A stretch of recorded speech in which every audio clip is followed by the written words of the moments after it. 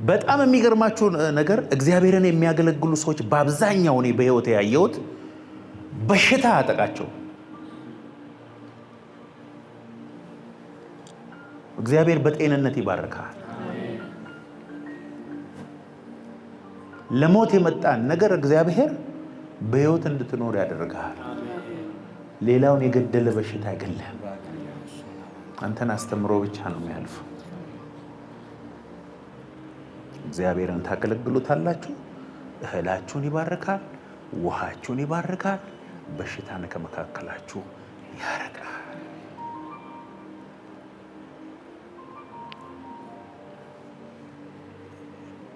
አስቀድማችሁ የእግዚአብሔርን ጽድቅ መንግስቱንም ፈልጉ፣ እነዚህ ሁሉ ጨምሩላችኋል። ቅድም ያነሷቸው ማለት ነው። እዚህ ሁሉ ባንተ ልብ፣ ባንተ ሐሳብ፣ ባንተ ኑሮ፣ ባንተ አካሄድ የእግዚአብሔር መንግስትና የእግዚአብሔር ጽድቅ ጉዳይ ከሁሉ በላይ ከሆነ እነዛ ሁሉ የሚራራጡበት ላንተ እንደ ቦነስ ይሰጣል። ጋራንቲ ያለን እኛ እግዚአብሔርን አገልግለን ጋራንቲ ያለን። በነገራችን ላይ ብዙ ሰዎች የሚያምኑት ጌታ ኢየሱስ ክርስቶስን በማመን የዘላለም ሕይወት ካገኘን በኋላ እዚህ ምድር ላይ አፈርድሜ በልተን ጌታ ሲመጣ በሚቀጥለው መንግስት ብቻ ነው ብሎ የሚያምኑ ሰዎች አሉ። እቺ ቤተክርስቲያን እንደሱ አታምንም። በምድር 100 እጥፍ ይባርከናል። አሜን። እግዚአብሔር በምድር 100 እጥፍ ይባርከናል። ዋናው ሽልማታችን እዛ ይሆን እንጂ እዚህ ምድር ላይ የምድርን ስብ ያበላናል። አሜን። በሰላም ይባርከናል። በሽታን ከመካከላችን ያርቃል። እህልና ውሃችንን ይባርካል። እግዚአብሔርን ማገልገል መለኮታዊ ሞገስ በአንተ ላይ እንዲሰራ ያደርጋል። መዝሙር 102:13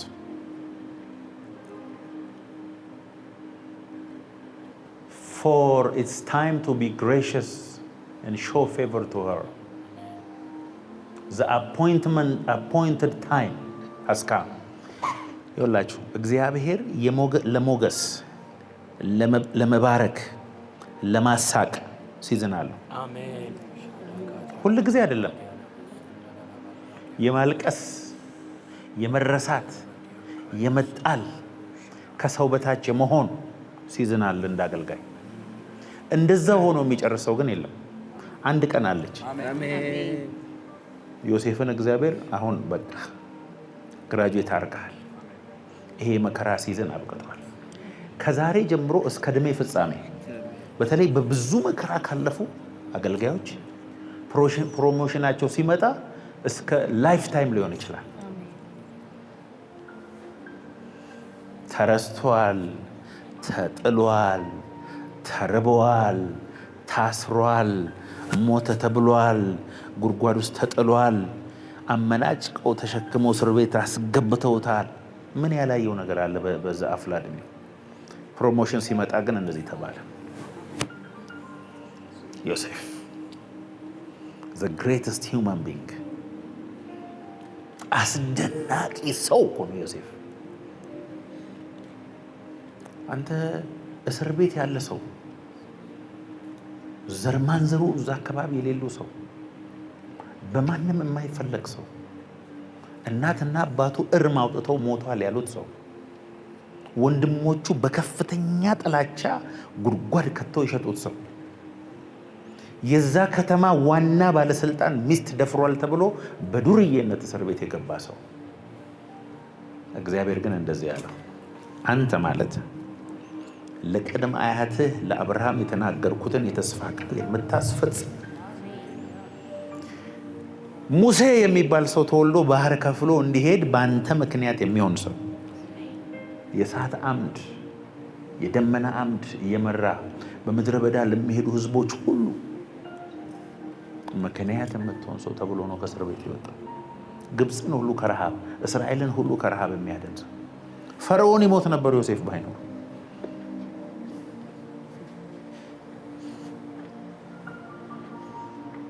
እግዚአብሔርን ስታገለግል አንድ ቀን appointed time የቀጠሮ የበረከት ቀጠሮ የመታሰብ ቀጠሮ አሁን ነውና ተነስ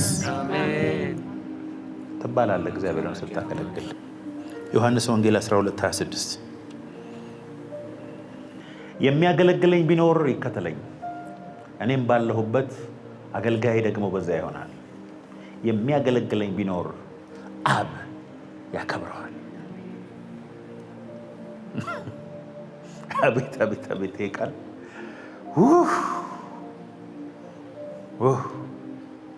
የሚያገለግለኝ ይከተለኝ፣ እኔም ባለሁበት አገልጋይ ይሆናል። anyone serves me he must follow me, holding steadfast to me, conforming to my example in living and in needs, suffering or perhaps dying because of faith in me. And wherever I am, there he will my servant also be. If anyone serve me, the Father will honor me. እግዚአብሔርን ስታገለግል ኦነር የሚያደርግህ እግዚአብሔር አብ ነው። እግዚአብሔር አብ ኦነር አድርጎ ኦነር የማያደርግህ መልአክም ሰይጣንም የለም፣ የሰው ልጅም የለም። ሳትባረክ አይለቅህም። የሚያገለግለኝን አባቴ ያከብረዋል፣ እኔ ባለሁበት እሱም ደግሞ ይሆናል።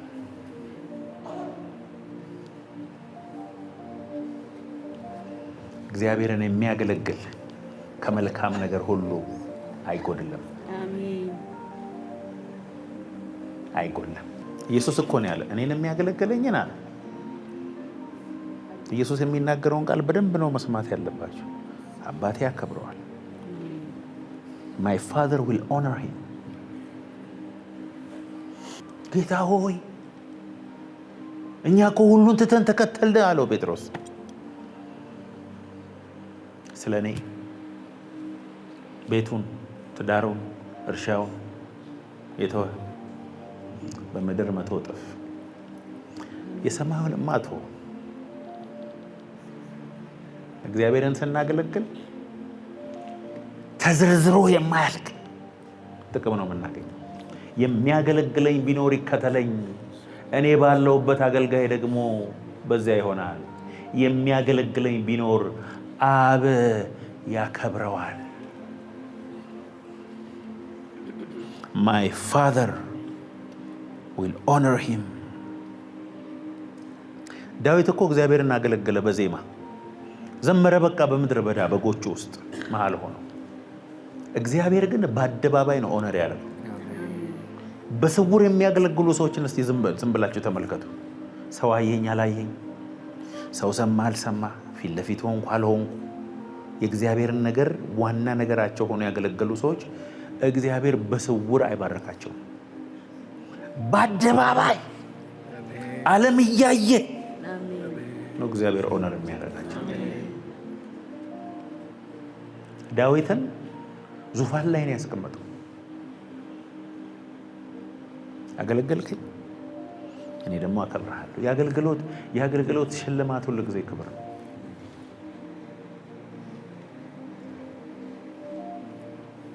ማቴዎስ 25 ቁጥር 1 5 2 እና 1 መክሊት ተሰጣቸው። ከብዙ ዘመን በኋላ ሊቆጣጠራቸው መጣ ጌታ። ከማን ነው የሚጀምረው? ሁሉ ጊዜ ከአምስቱ ነው። ሲሰጥም ከአምስት ነው የሚጀምረው፣ ውጤትም ሲጠይቅ ከአምስት ነው። እሺ ባለ አምስቱ ጌታ ሆይ 5 መክሊት ሰጠኸኝ፣ ሌላ 5 መክሊት አተረፍኩ፣ ይኸው 10 ሲለው ጌታው እንደዚህ አለ። አቤት ፈገግታ የውስጥ ጌታ ላፊ፣ አንተ በጎ ታማኝ ባሪያ፣ በጥቂቱ ታምናል፣ በብዙ ሾመሃለሁ፣ ወደ ጌታ ደስታ ግባ። የእንግሊዘኛው እኮ ዌልዳን ዌልዳን። ጌታ ሲመጣ እንደዚህ የሚባሉ አሉ፣ ዌልዳን ዌልዳን ዌልዳን። መላእክቶች እየተወናጨፉ አንተ በጎ ታማኝ ባሪያ። ባለ ሁለቱም መጣ፣ እሱንም እንደዛው ነው ያለው። ሲለው 2 ሰጠኝ፣ ሌላ 2 አተረፍኩ።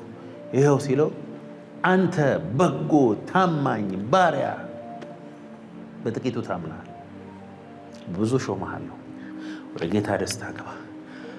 ባለ አንዱ መጣ። መጀመሪያም ባለ አንድ ሲሰጠው ችግር አለ ማለት ነው። ግን ቢያንስ ሌላ አንድ ማትረፍ ይችል ነበር። ኧረ አንተ ጨካኝ እንደሆን ካውቃለሁ። ይላችሁ ስለ ጌታው ያለው ፐርሰፕሽን የተሳሳተ ነው። ጨካኝ፣ ክፉ፣ ሳይዘራ የሚያጭድ ክፉ ጌታ እንዳለው ነው የሚያውቀው። ይሁን እሺ፣ ገንዘቡን እኮ ባንክ አስገብተ ከነወለዱ መውሰድ ይችል ነበር። ተቀበሉትና ለማን ስጡ? ለባለ 10 ስጡ። አሁን እኮ ባለ 5 ባለ 10 ሆኗል። ላለው ይጨመርለታል፣ ለሌለው ግን ያለው ራሱ ይወሰድበታል።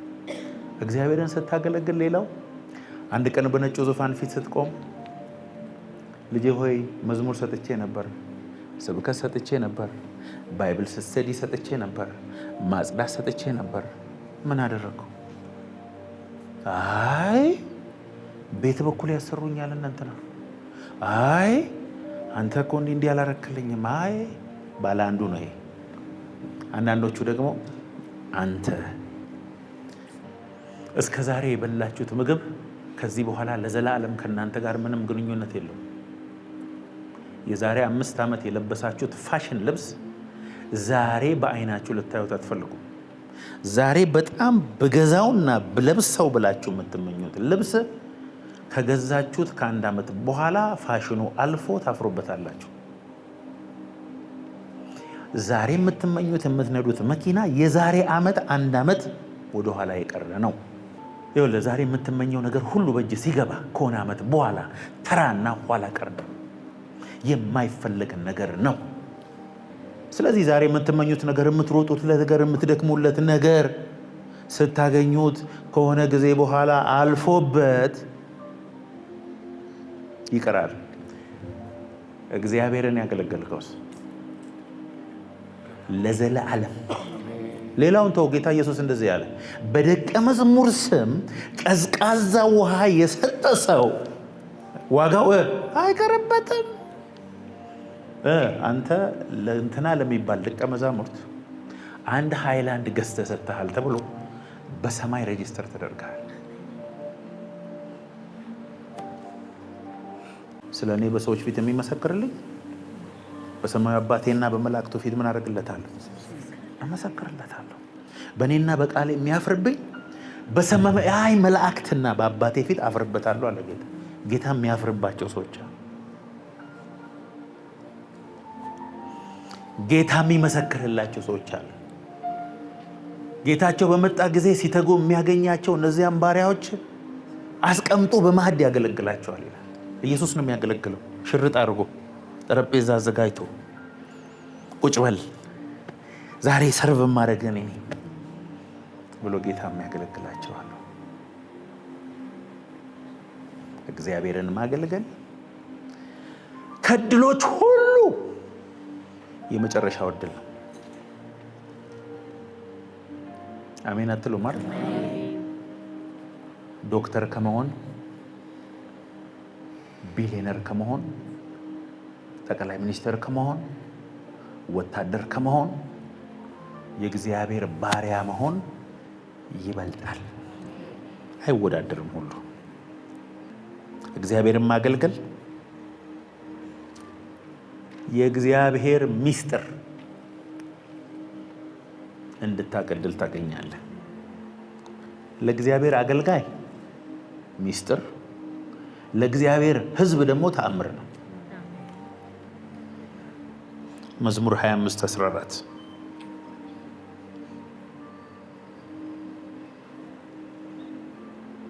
ዘ ሴክሬት ይኸውላችሁ፣ እግዚአብሔር ለሚፈሩት ኃይላቸው ነው፣ ቃል ኪዳኑንም ያስታውቃቸዋል ይላል።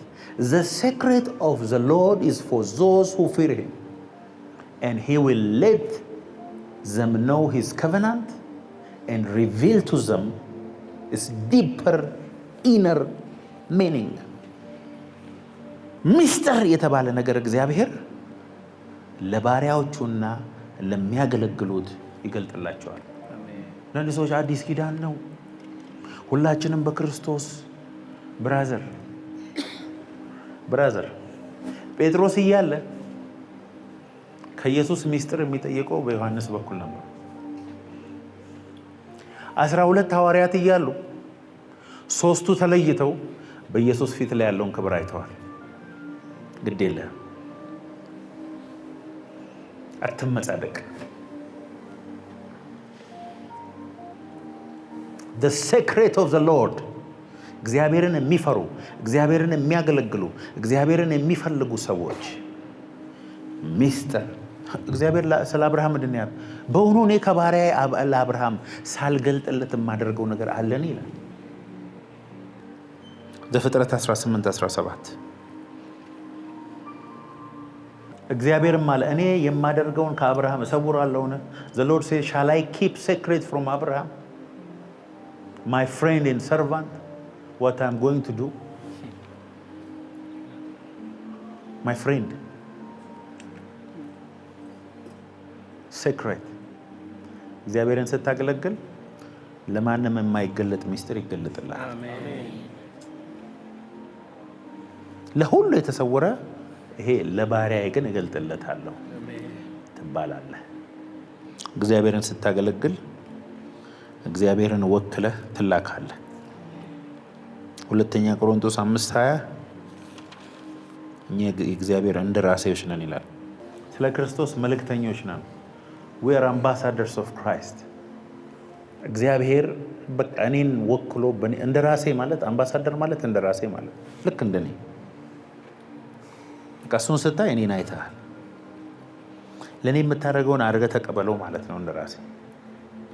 እግዚአብሔር ይኸውልህ ስታገለግለው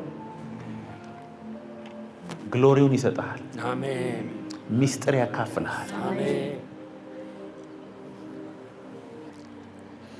ዕብራውያን 6:10 ይሄ ሁሌም ማውራው ጥቅስ ነው። እግዚአብሔር ቅዱሳንን ስላገለገላችሁ እስካሁንም ስለምታገለግሏቸው የሰራችሁትን ስራ ለስሙ ደግሞ ያሳያችሁትን ፍቅር ይረሳ ዘንድ አመፀኛ አይደለም። God is not unrighteous ነው የሚለው። God is not unjust so as to forget your work and love which you have shown for his name in the ministering to the saints as you do። ቅዱሳንን ስታገለግሉ ስለ ስሙ መከራ ስትቀበሉ ስለ ኢየሱስ ፍቅር ስም ለስሙ ለመንግስቱ ያሳያችሁትን ፍቅር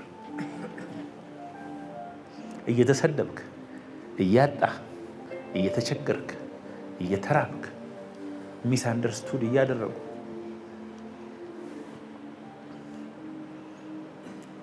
አልደክምም አልታክትም ብለህ እግዚአብሔርን ስታገለግል እግዚአብሔር የሰራውን ስራ ሳይከፍልህ የሚረሳ አምላክ አይደለም። ሰው ይረሳል። ሰው ነው። እግዚአብሔር ቅዱሳንን ስላገለገላችሁ አሁን ራሱ እያገለገላችሁ ስላለ የሰራችሁትን ስራ ለስሙ ደግሞ ያሳያችሁትን ፍቅር ይረሳ ዘንድ አመፀኛ አይደለም። ጭራሽ እግዚአብሔርን አገልግዬ ተጣልኩ የሚል ሰው ካያችሁ ወይ ጊዜው ስላልደረሰ ነው ወይ አላገለገለም። ጭራሽ እግዚአብሔር በታማኝነት የሚያክለው የለም። ይከፍልሃል። እድል ሳይሰጥ ከዚህ ምድር አታልፍ። የበረከት እድል ሰዎች ያዩትን ሳታይ አትሄድ። ሰዎች የቀመሱትን ከፍታ ሳታይ ውሸት አረጀው ልሞት ነው ምናምን ትላለህ። አርጅም ምንም ሆን ሳታይ ግን እድሜ ከዚህ ምድር አያልፍ። እዚህ ምድር ሳታያታልፍ እግዚአብሔር የሚወዱትን ያውቃል። ስሙን፣ መንግስቱን፣ ቤቱን፣ ስራውን ነፍስ እስኪጠፋ የምትወድ ከሆነ ከበረከት ማምለጥ አትችልም። ብዙ ሰዎች የሆነች በረከት ሲያገኙ የሆነ ነገር በቤታቸው ሲመጣ የሆነ የሚቆጠር ነገር ሲያገኙ የመጀመሪያ የሚያቆሙት እግዚአብሔርን ማገልገል ነው። ይዘህ የምትሄደው ወደ ጌታ በጌታ በኢየሱስ ክርስቶስ አምነህ መዳንህንና እግዚአብሔርን ማገልገልህን ብቻ። ፎቅ ከአንተ ጋር መንግስት ሰማያት አይሄድም፣ ይፈርሳል እዚህ ምድር። እግዚአብሔር ቅዱሳንን ስላገለገላችሁ እስካሁንም ስለምታገለግሏቸው ያደረጋችሁትን ስራ ለስሙ ያሳያችሁትን ፍቅር ይረሳ ዘንድ አመፀኛ አይደለም። እግዚአብሔር አገልግልኸው ደክመህለት እድሜህን ሰጥተኸው ልጅነትህን ሁሉ አመድ አድርገህ ሰጥተኸው የሚረሳ አምላክ አይደለም ጭራሽ። ሰው ይረሳል፣ እግዚአብሔር ግን አይረሳም። እንደ ዮሐንስ እነ ጴጥሮስ መቃብር ሄደዋል፣ ኢየሱስን አላዩትም። ማርታ ግን አየችው። ይለያያል ማለት ነው።